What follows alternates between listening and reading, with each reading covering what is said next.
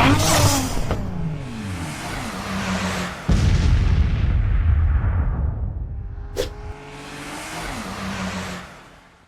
everyone, my name is Bunny Punia. It's a brand new day, it's a brand new location, and it's a brand new bike with us. This is TVS Motors' way of saying Happy New Year's to Indian biking enthusiasts. This is the all-new and much-awaited 200cc Apache RTR, and it comes to you in a lot of versions. You can choose from carbureted or optional FI, you can choose from ABS or non-ABS, normal tires, or even Pirelli tires. I think TVS Motors is going all out and they want to capture a majority of the share of this market. Well, can they? Let's find out as we ride the new Apache RTR around this test track just outside Bangalore.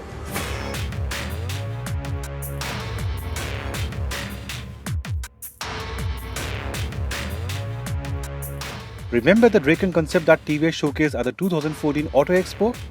It took everyone by surprise and looked right out of the future. While TVS has no plans to launch it commercially, they did use a lot of design cues from the Draken into this, the new Apache RTR 200.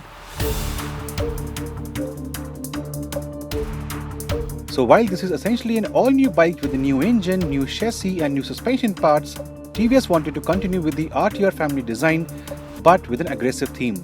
And this is where they looked back at the Draken and gave us this stunner. One look at the front end and you can't help but admire the new RTR. This is how a naked street fighter should look like. Switch on the ignition and the DRLs come to life, and they look brilliant. Carry on towards the tank and you will appreciate the extensions, which makes it look so muscular. And then the offset fuel filler cap. Move on and you notice the split seats. Attention to detail is top-notch, and the sharp and minimalistic rear end completes the picture. Not before you notice the radical grab rail design and the double barrel exhaust that not only looks great but sounds pleasing as well. And before we forget, the RTR 200 also comes with a fully digital speedometer console that, apart from showing generic information like speed and engine RPM, also has a lap timer, a top speed display and a 0 to 60 display as well. The new RTR sits on 90mm front and 130mm rear tires. Remora tires made in-house by TVS are standard, while riders can also opt for Pirellis for an added amount.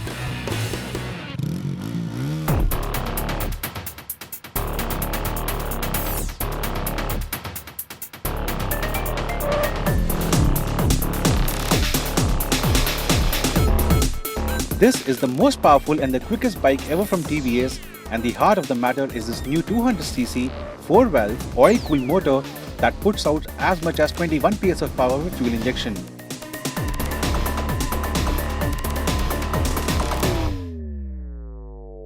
Maximum torque stands at 18.1 Nm. Now while these numbers could have been better on paper, in reality the RTR 200 has a ballistic mid-range which is so essential for city stints.